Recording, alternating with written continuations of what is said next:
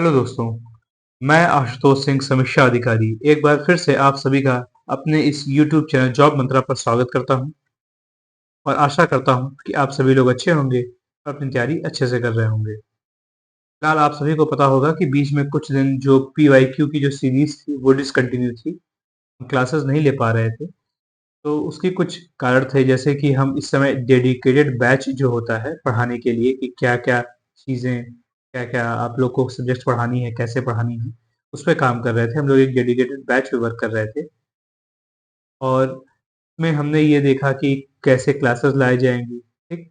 Classes के साथ क्या क्विज़ होंगे, क्या प्रैक्टिस सेट दिए जाएँगे और क्या मॉक दिए जाएँगे, सब चीज़ों पे डिस्कशन चल रहा था और साथ में इन चीज़ों को प्रिपेयर किया जा रहा था। इसी सीक्वेंस में हमने एक सॉफ्टवेयर कंपनी से बात की जिसने हमारी ऐप डेवलपमेंट में हेल्प की है, ठीक? हमने एक ऐप डेवलप भी की है। साथ में हमारे पास अब एक टेस्ट पोर्टल भी है जहाँ पे हम आप लोग का टेस्ट करवा सकते हैं, प्रैक्टिस करवा सकते हैं कि आपको इलाहाबाद हाई कोर्ट जैसा भी पेपर कराएगा, आपको इस टेस्ट पोर्टल से सेम टू सेम वही प्रैक्टिस करने को मिलेगी, ठीक है? तो इन्हीं सब चीज़ों में हम बिज़ी थे, इसलिए फिलहाल क्लासेस नहीं ले पाए।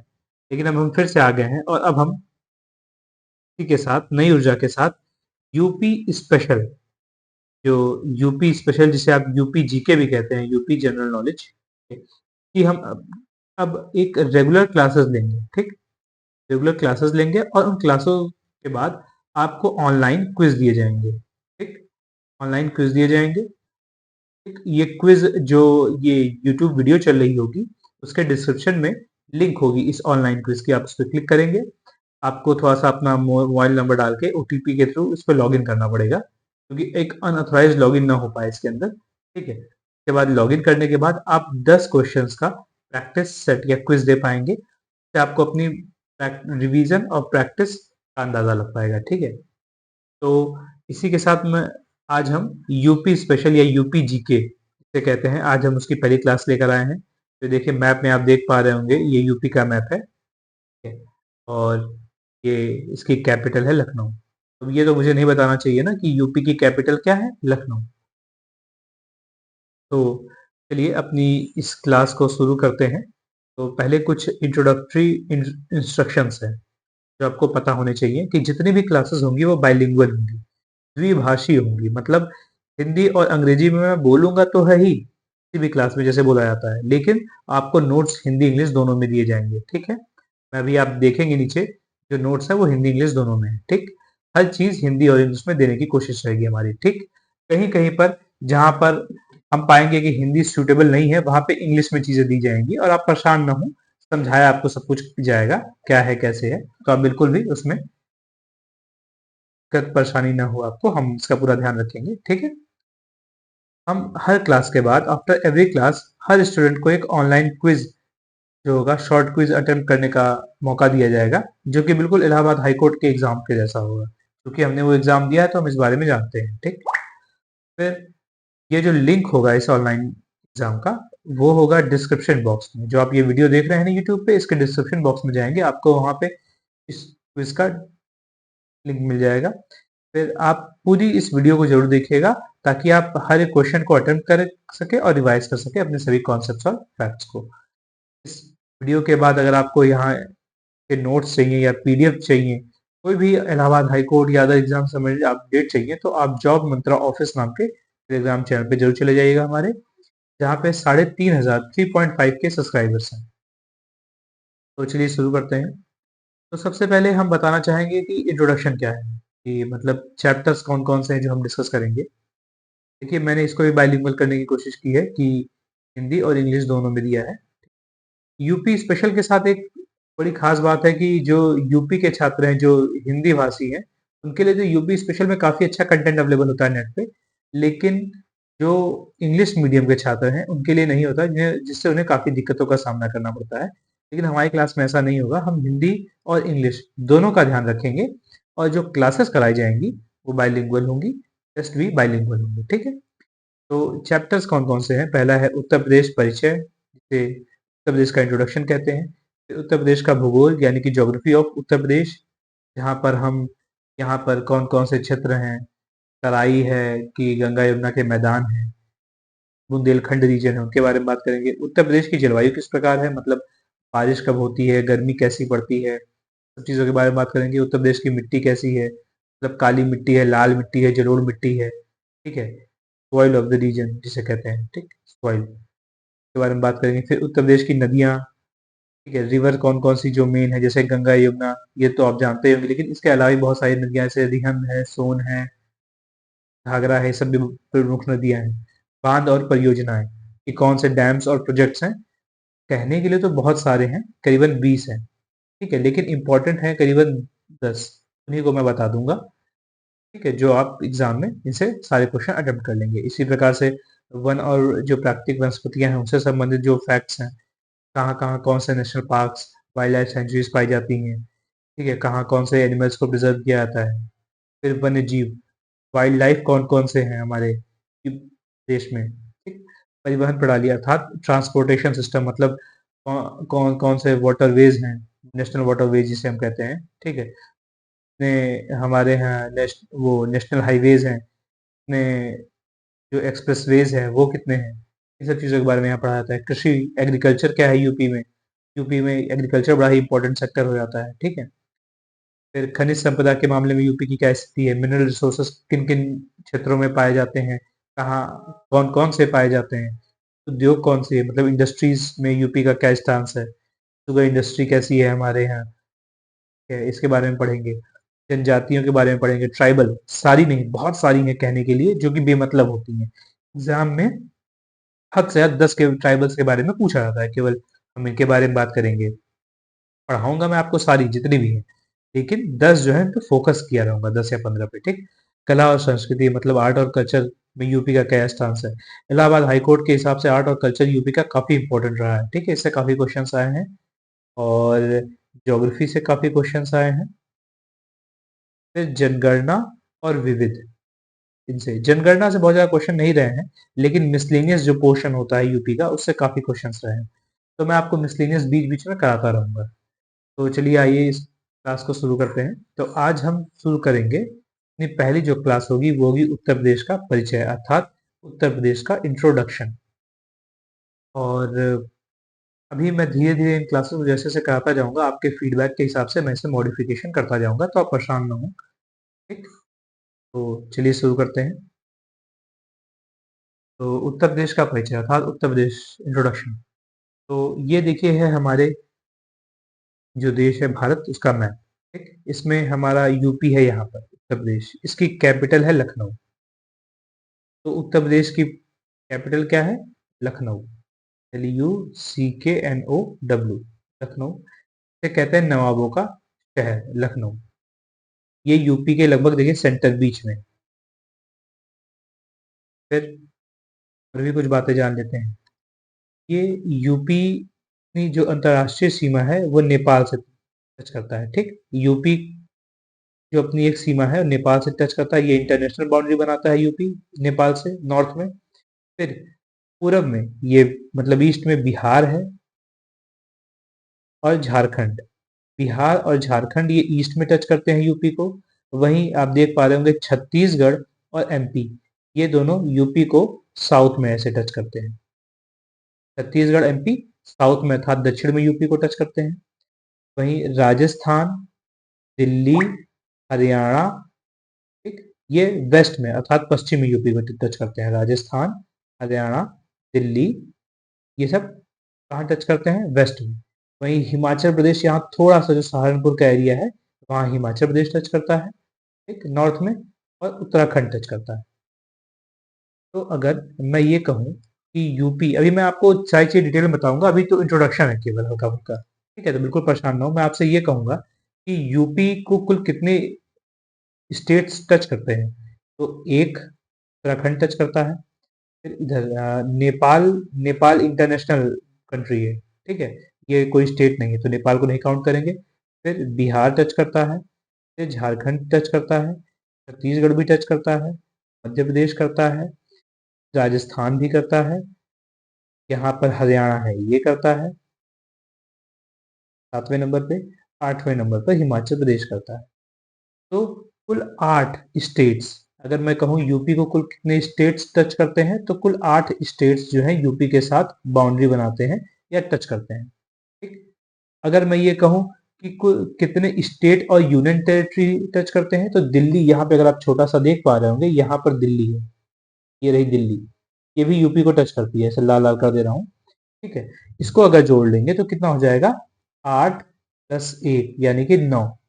9 कुल स्टेट्स और यूनियन टेरिटरी मिलकर यूपी को टच करते हैं। और कौन सी यूनियन टेरिटरी है वो, दिल्ली। दिल्ली जो हमारे देश की कैपिटल है, वो भी यूपी को टच करती है। ठीक। और देखिए क्या क्या जान लेते हैं। जो हमारे देश का जो मानक समय है, ये पूरा हमारा जो देश है, अभी आप सुबह अगर इस वीडियो को देख रहे होंगे तो सुबह शायद 8:30 बज रहे हो, 9 बज रहा हो, 12 बज रहा हो, तो जो हमारे देश का मानक समय है, वह एक रेखा से तय किया जाता है। इसे कहते हैं आईएसटी, मतलब इंडियन स्टैंडर्ड टाइमलाइन। ये है IST, IST Indian standard timeline. ठीक। इस रेखा जो कि होती है 82.5 डिग्री, 82.5 डिग्री ईस्ट, इसी के आधार पर भारत का समय जो होता है तय किया जाता है। तो ये रेखा जो है, ये देखिए कुल 5 राज्यों से होकर गुजरती है। कहाँ कहाँ से, यूपी से, एमपी से। ठीक है, तो यूपी, एमपी, छत्तीसगढ़, उड़ीसा, आंध्र प्रदेश, तो इन कुल 5 राज्यों से, 5 स्टेट से होकर ये रेखा गुजरती है। ये भी एक आपके ज्योग्राफी का क्वेश्चन है। ठीक। इसमें यूपी से कहाँ से होकर गुजरती है ये पूछा जाता है। तो ये जो आईएसटी, इंडियन स्टैंडर्ड टाइमलाइन है, ये यूपी में इलाहाबाद है, यहाँ पर प्रयागराज जिसे आप कहते हैं। ठीक है, प्रयागराज में नैनी से, प्रयागराज में नैनी एक क्षेत्र है। ठीक। वहां सर प्रयागराज के नैनी, NAINI, नैनी से होकर ये रेखा गुजरती है। अब आजकल एग्जाम में प्रयागराज नहीं लिख रहा, प्रयागराज के बगल में एक क्षेत्र है यहीं पर मिर्जापुर, ठीक है, उसके बारे में पूछ रहा है, तो प्रयागराज लिखा होगा या तो मिर्जापुर। पहले प्रयागराज लिखा जाता था, अब तो प्रयागराज में लिख के लोग क्या पूछ रहे हैं, मिर्जापुर।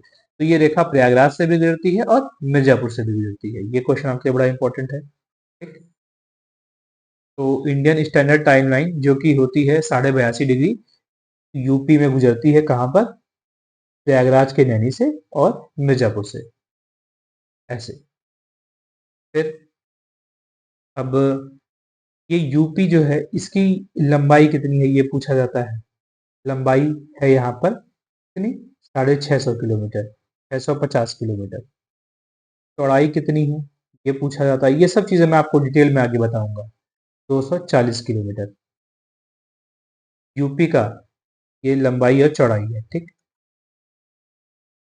तो यूपी का जो कुल क्षेत्रफल है वो कितना है, क्षेत्रफल है 2,40,928 वर्ग किलोमीटर, स्क्वायर किलोमीटर, 2,40,928 वर्ग किलोमीटर, जो कि भारत के कुल क्षेत्रफल का कितना है, 7.33% है। भारत के कुल क्षेत्रफल का 7.33% है यूपी का क्षेत्रफल। ठीक।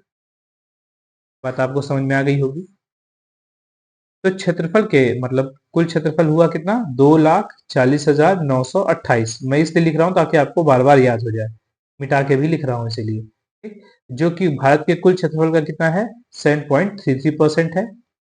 और क्षेत्रफल के अनुसार यूपी का क्या स्थान है पूरे भारत में, यूपी का क्या स्थान क्षेत्रफल के अनुसार, चौथा स्थान है, फोर्थ स्टेट। क्षेत्रफल अनुसार यूपी का चौथा स्थान है।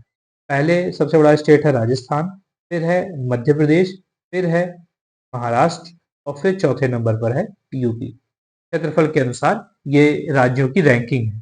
तो क्षेत्रफल या एरिया के अनुसार यूपी की रैंकिंग है 4th नंबर। और वहीं अगर हम पॉपुलेशन की बात करें, ये तो एरिया वाइज हो गया, अगर हम कहें पॉपुलेशन के अनुसार, यूपी की पहली रैंक है। पॉपुलेशन मतलब जनसंख्या के अनुसार यूपी का क्या रैंक है, पहली रैंक है। सबसे ज्यादा पॉपुलेशन यूपी में है, लगभग 20 करोड़ के आसपास है। 20 करोड़ आबादी है यूपी की, जब 2011 में जनगणना हुई थी तब। तो कुछ ये बातें हो गई इंट्रोडक्टरी। अभी मैं इन बातों को आपको लिख के दिखाऊंगा, अभी तो ये केवल रफली आइडिया देने के लिए था। देखिए यही बातें यहाँ लिखी हुई हैं कि क्षेत्रफल की दृष्टि से भारत का चौथा सबसे बड़ा राज्य है यूपी। ठीक, the fourth largest state of India in terms of area. इससे पहले क्षेत्रफल के आधार पर सबसे बड़ा है राजस्थान, फिर है मध्य प्रदेश और फिर है महाराष्ट्र। ठीक, देखिए राजस्थान, एमपी एंड महाराष्ट्र। जनसंख्या की दृष्टि से सबसे बड़ा राज्य है यूपी। ठीक, किसकी दृष्टि से? जनसंख्या की दृष्टि से। The largest state in terms of population. कितना क्षेत्रफल है? 2,40,928 वर्ग किलोमीटर। देखिए बार बार बता रहा हूँ ताकि आपको रट जाए, और यही होना ही चाहिए। बच्चों के साथ प्रॉब्लम क्या होती है, वो पढ़े तो रहते हैं लेकिन उन्हें याद नहीं आता। क्यों याद आएगा? आप उन्हें बार बार देखे ही नहीं है, बार बार सुने ही नहीं है। इसीलिए मैं आपको बार बार इन चीजों को सुनाता रहूंगा ताकि आप ये याद होता रहे। ठीक, तो क्षेत्रफल प्रतिशत में कितना हो जाएगा? भारत के संपूर्ण क्षेत्रफल का 7.33%, 7.33% है यूपी का क्षेत्रफल भारत के संपूर्ण क्षेत्रफल का। ठीक है, तो चलिए अब अपने नेक्स्ट स्लाइड पे चलते हैं। देखिए ये है यूपी को जूम करके अगर मैप देखा जाए तो ये यूपी का मैप है। ठीक, यूपी को मैं ही बताया था ना कि नॉर्थ में ये नेपाल से सीमा बनाता है, ये इंटरनेशनल बाउंड्री। फिर ईस्ट में बिहार से और झारखंड से, साउथ में छत्तीसगढ़ से और मध्य प्रदेश से, वेस्ट में मतलब पश्चिम में राजस्थान से, हरियाणा से, और फिर यहाँ पे दिल्ली जो है। नॉर्थ में मतलब उत्तर में हिमाचल प्रदेश और उत्तराखंड से। तो ये तो कुछ इंपॉर्टेंट बातें हुई। यूपी की राजधानी हम बता चुके हैं लखनऊ, जो कि लगभग यूपी के मध्य में पड़ती है।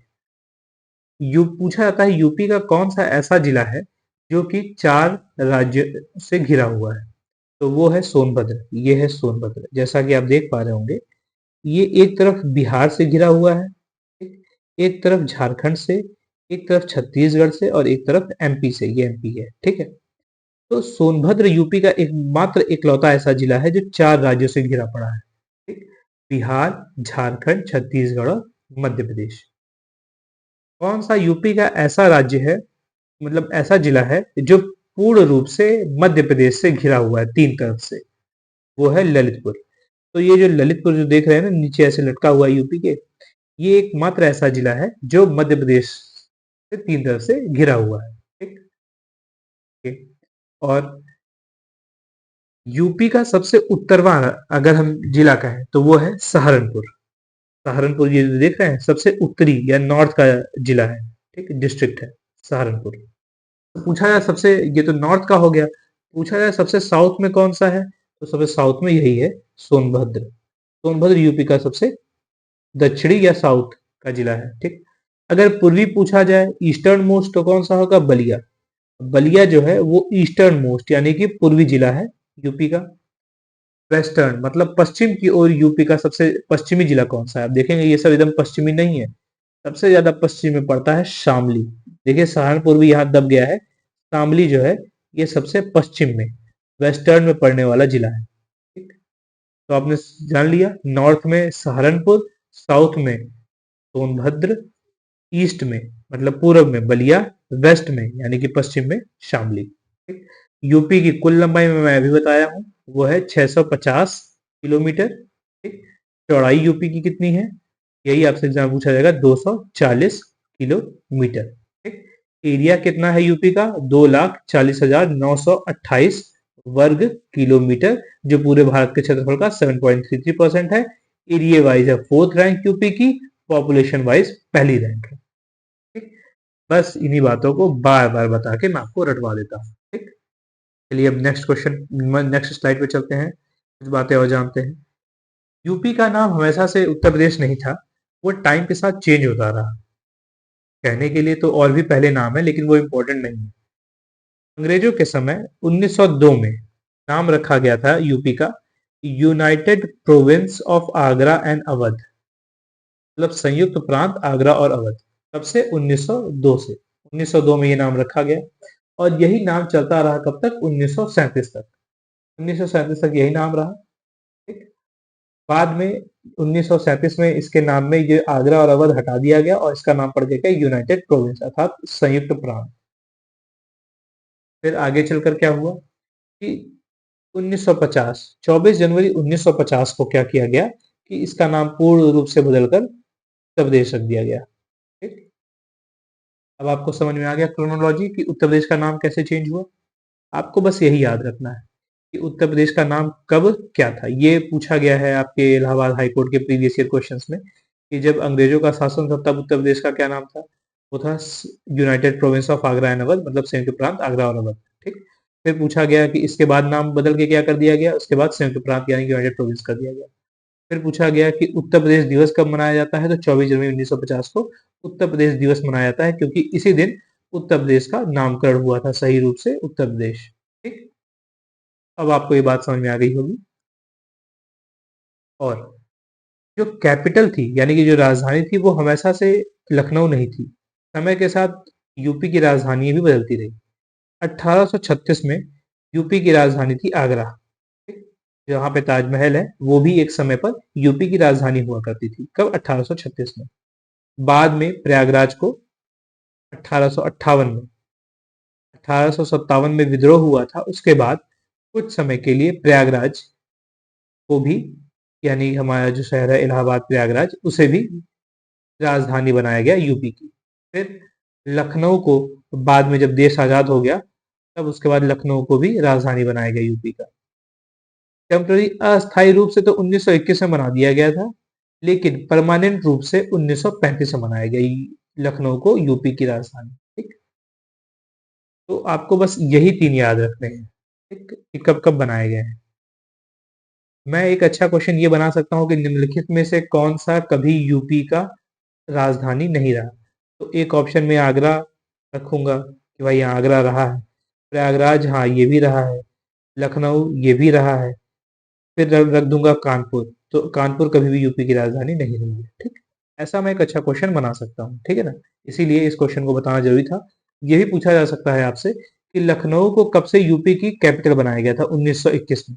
ये पूछा जाता है परमानेंट रूप से कब बनाया गया, यानी कि पूर्णकालिक, तो 1935 में बनाया गया लखनऊ को यूपी की राजधानी। ठीक। प्रयागराज भी रह चुकी है यूपी की राजधानी और आगरा भी रह चुकी है। ठीक। चलिए अपने नेक्स्ट स्लाइड पर चलते हैं। ये इंट्रोडक्टरी लेक्चर है तो यहाँ पे केवल इंट्रोडक्शन ही दिया जाएगा और इससे रिलेटेड क्वेश्चन भी दिए जाएंगे। ठीक। फिर रीऑर्गेनाइजेशन ऑफ स्टेट हुआ था 1 नवंबर 1956 को। मतलब राज्यों का पुनर्गठन हुआ था कब? 1 नवंबर 1956 को। अब इसका मतलब क्या है? देखिए, जब देश आजाद हुआ तो वो उस रूप में नहीं था जिस रूप में आज हम देखते हैं। कुछ रूप ऐसा था। देखिए, बॉम्बे कुछ रूप से ऐसा दिखाई देता था। ये पूरा जो क्षेत्र था उसे बॉम्बे कहते थे। ठीक। इसी के अंदर कच्छ का एरिया आता था और ये सौराष्ट्र का एरिया आता है यहाँ पर। ठीक। मध्य प्रदेश का देखिए कुछ एरिया कुछ अलग आपको दिख रहा होगा। यूपी वैसा नहीं है जैसा होना चाहिए था। देखिए यहाँ पे विंध्य प्रदेश अलग से बटा हुआ है। बिहार देखिए छोटा दिखाई दे रहा है। सबका क्षेत्र देखिए कितना बड़ा है। जब देश आजाद हुआ था तो कुछ इस तरह का था यूपी का मैप, मतलब पूरे भारत का मैप। फिर क्या हुआ? रीऑर्गेनाइजेशन हुआ। इन स्टेट्स को फिर से पुनर्गठन किया गया। कब किया गया? 1 नवंबर 1956 को। तो ये पूछा जाता है कि यूपी का पुनर्गठन कब हुआ? 1 नवंबर 1956 को। ये बहुत ही इंपॉर्टेंट डेट हो गई। 1 नवंबर 1956 को यूपी का पुनर्गठन किया गया। ठीक। फिर पुनर्गठन होने के बाद यूपी कुछ ऐसा दिखाई देने लगा। उत्तर प्रदेश कुछ इस प्रकार से दिखाई देने लगा। ठीक है। फिर देखिए उत्तर प्रदेश में ये ऊपरी क्षेत्र भी आ रहा है इस समय। ये था उत्तराखंड। ये यूपी में का पार्ट हुआ करता था। जब 1 नवंबर 1956 को पुनर्गठन हुआ तो उत्तराखंड को उत्तर प्रदेश का पार्ट बनाया गया।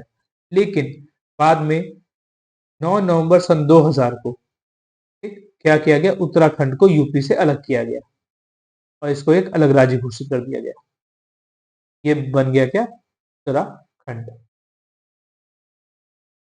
और ये हो गया क्या? यूपी। बात समझ में आ गई ना? तो ये जो दो डेट्स बहुत ही इंपॉर्टेंट है कि आज का जो भौगोलिक स्वरूप आपको दिखता है यूपी का, वो हमेशा से नहीं था। वो 9 नवंबर सन 2000 को जब उत्तराखंड को यूपी से अलग काट कर दिया गया, तब से यूपी का वो स्वरूप दिखाई देने लगा। ठीक। तो वो भी कुछ ऐसे है। तो 9 नवंबर सन 2000 को उत्तराखंड को यूपी से अलग किया गया। ये क्वेश्चन काफी पूछा जाता है। कब पुनर्गठन किया गया? 1 नवंबर 1956 को। ये क्वेश्चन कहीं पूछा नहीं गया है, लेकिन मेरी संभावना है, मुझे लगता है कि ये भी कभी ना कभी पूछा जाएगा। चलिए अपने नेक्स्ट क्वेश्चन पे चल मतलब नेक्स्ट स्लाइड पे चलते हैं। थोड़ा सा पीवाईक्यू क्वेश्चंस कराते कराते एक आदत हो गई है कि नेक्स्ट क्वेश्चन पे चलते हैं, नेक्स्ट क्वेश्चन पे चलते हैं, लेकिन अब थोड़ा सा आदत डालनी पड़ेगी। नेक्स्ट स्लाइड पे चलते हैं। ठीक है। अब यूपी के इंट्रोडक्शन में कुछ चीज़ें आपको जाननी ज़रूरी है कि यहाँ का स्टेट लैंग्वेज क्या है, स्टेट बर्ड क्या है, स्टेट एनिमल, ये सब बताते हैं हम एक-एक करके। तो यूपी की जो स्टेट लैंग्वेज है, वो है हिंदी और उर्दू, ठीक? हिंदी को 1947 जब देश आज़ाद हुआ तभी बना दिया गया था। उर्दू को 1989 में बनाया गया। तो जो स्टेट लैंग्वेज है वो 2 है, हिंदी और उर्दू। यूपी में जितने भी आधिकारिक कार्य होते हैं वो हिंदी लैंग्वेज में होते हैं, ठीक है? जिसे 1947 में अपना लिया गया था। और उर्दू, ये पूछा जा सकता है कि उर्दू को कब आधिकारिक लैंग्वेज बनाया गया? 1989 में बनाया गया। फिर जो हमारा जो स्टेट बर्ड है, राज्य पक्षी है, वो है सारस या क्रेन। तो ये देखिए, सारस या क्रेन जो है उसकी फोटो लगी हुई है। ये है हमारा राज्य पक्षी। वहीं जो हमारा स्टेट एनिमल है, मतलब राज्य पशु है, वो है स्वैम्प डियर, या जिसे कहते हैं बारहसिंघा। देखिए ये रहा बारहसिंघा, कुछ इस प्रकार दिखाई देता है। ये क्या है? हमारा स्टेट एनिमल है। स्टेट ट्री मतलब राज्य जो वृक्ष है वो है अशोका वृक्ष। देखिए ये है अशोक का वृक्ष, अगर आप लोगों ने देखा हो तो अशोका का वृक्ष इस प्रकार दिखाई देता है, ठीक है? ये हमारा क्या है? राज्य वृक्ष है। राज्य जो पुष्प होता है, मतलब स्टेट फ्लावर, वो है पलाश का, ठीक? ये है पलाश जो है, ये क्या है? राज्य पुष्प है, पलाश। फिर स्टेट फिश, जो राज्य मछली है वो है चिताला। ये चिताला लिखा है, चिताला। ये है स्टेट फिश, चिताला। अभी ये जल्दी ही घोषित की गई है, ठीक है? जब से माननीय योगी आदित्यनाथ की जो सरकार आई है यूपी में, उसी ने इस स्टेट फिश यानी कि राज्य मछली घोषित किया है चिताला को, ठीक है? फिर स्टेट एक्वेटिक एनिमल मतलब राज्य जलीय जो जो जानवर है वो है गंगेटिक डॉल्फिन।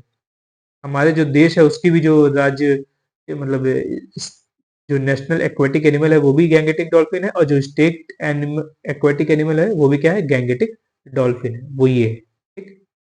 हमारे राज्य और देश दोनों का ही जो जलीय जीव है वो है गैंगेटिक डॉल्फिन, ठीक?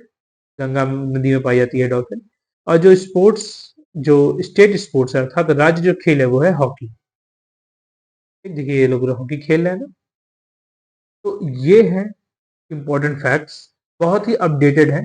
जल्दी किसी किताब में ऐसे मिलते नहीं है फिगर्स, और अ, हिंदी इंग्लिश, पहली बात तो दोनों लैंग्वेज में बाइलिंगुअल।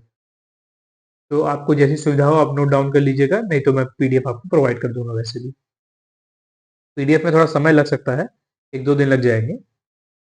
तो अब नेक्स्ट चीज पे आते हैं कि जो ऑफिशियल सिंबल है, जो स्टेट एम्ब्लेम है हमारा, वो कुछ इस प्रकार से दिखाई देता है हमारे राज्य का। आप कभी देखते होंगे लोग गाड़ी चलाते हैं तो उस पे लिखे होते हैं उत्तर प्रदेश सरकार, तो उसमें साथ में ये एम्ब्लेम जरूर लगा होता है। या आप किसी भी स्टेट गवर्नमेंट के ऑफिस में जाए तो ये सिंबल, ये मुहर लगी रहती है, ठीक है? ये है उत्तर प्रदेश की ऑफिशियल एम्ब्लेम, तीक, ठीक है? इसमें ये देखिए, ये एक तो धनुष है, ये तीर है, ठीक? धनुष और तीर, ये दो जो आपको काले काले दिख रहे हैं, ये गंगा यमुना का प्रवाह को बताने के लिए है कि गंगा यमुना आके मिल रही है, और ये संगम मान लीजिए, ठीक है? ये दो मछलियां हैं, ठीक? तो यहाँ पे लिखा है गवर्नमेंट ऑफ उत्तर प्रदेश। तो इम्ब्लेम में, ये इस इम्ब्लेम को 1918 में अडॉप्ट किया गया था। ये बड़ा इंपॉर्टेंट क्वेश्चन है कि जो हमारे प्रदेश का जो इम्ब्लेम है उसको कब अडॉप्ट किया गया था? 1918 में। जहाँ पे दिखता है क्या? Confluence of Ganga and Yamuna, यानी कि गंगा यमुना नदियों का संगम दिखाई देता है। अ बो एंड एन एरो मतलब तीर और धनुष दिखाई देता है, और दो तो मछलियां दिखाई देती हैं, 2 फिशेस दिखाई देती हैं, ठीक है? ये बड़ा ही इंपॉर्टेंट है, कब अडॉप्ट किया गया और ऑफिशियल सिंबल में क्या क्या दिखता है, ठीक? कभी कभी पूछ लिया जाता है। और आपको कभी-कभी कोई बताएगा कि इस सिंबल का ये मतलब होता है, ये यहाँ से अडॉप्ट किया गया, ये सब नहीं पूछा जाएगा आपके एग्जाम में।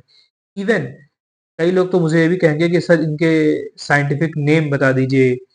हाँ, स्टेट बर्ड का भी साइंटिफिक नेम है, बारहसिंघा का भी है, अशोका का भी है, पलाश का भी है, चिताला का भी है, लेकिन ये यूजफुल नहीं है, बिल्कुल बेकार क्वेश्चन है, कोई नहीं पूछेगा ये सब। बस आपसे यही पूछेगा कि स्टेट एनिमल बता दो, स्टेट ट्री बता दो, फ्लावर बता दो, फिश बता दो, बस उनके नाम पूछे जाएंगे। आपसे उनके साइंटिफिक नेम नहीं पूछे जाएंगे, ठीक है? वो बायो का क्वेश्चन हो जाता है, यूपी स्पेशल में आपसे केवल उनका नाम पूछा जाएगा, ठीक? तो ये तो रहा ऑफिशियल सिंबल हमारे स्टेट का। फिर इस समय हमारे स्टेट के सीएम हैं योगी आदित्यनाथ, ठीक? जो चीफ मिनिस्टर है, हमारे मुख्यमंत्री हैं उत्तर प्रदेश के, वो हैं योगी आदित्यनाथ। ये उनकी फोटो है, आप देख पा रहे होंगे, जानते होंगे, इन्हें तो बताने की, परिचय की आवश्यकता नहीं है। लेकिन गवर्नर को परिचय की आवश्यकता है कि हमारे जो राज्य है उसकी गवर्नर है आनंदीबेन पटेल। ये गवर्नर है इस समय हमारे राज्य की, आनंदीबेन पटेल। गवर्नर और सीएम जो होते हैं ये टाइम टाइम पे चेंज हो सकते हैं, तो आप इनके बारे में अपडेट करते रहिएगा। तो इस प्रकार से आज हमने अपनी अपनी इंट्रोडक्टरी क्लास खत्म की। मुझे अच्छा लगा कि आप लोगों ने इसे देखा। Thanks for watching. और आप कमेंट बॉक्स में अपने रिव्यूज जरूर दीजिएगा, क्योंकि मैं आप लोग को पहले ही बता चुका हूँ, अगर आप मेरी वीडियोस देखते हो, मैं आप लोग के प्यार और सपोर्ट की वजह से ही वीडियोस बनाता हूँ।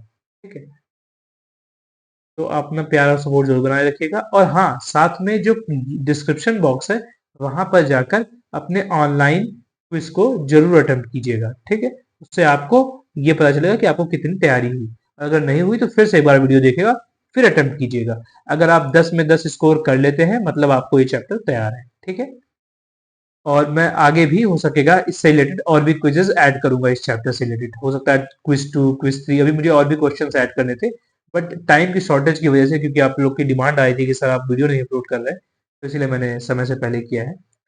तो please do like, subscribe, comment, share our channel. ठीक, थैंक यू। मैं आशुतोष सिंह, समीक्षा अधिकारी, अब साइन ऑफ करता हूँ। Thank you.